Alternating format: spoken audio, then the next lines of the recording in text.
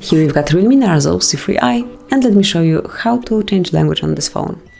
So at first, just open list of all apps, go to the settings then, and locate language and region.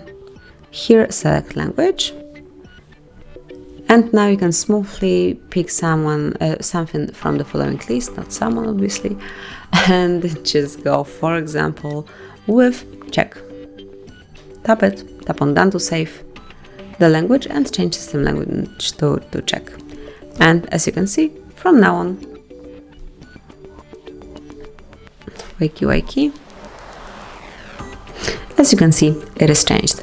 Whenever you would like to change it again, just pick language as an input, pick language, and then just mark the one that you want to apply. Tap on save then. And this is it. This is how you can change system language in your REALME C3i.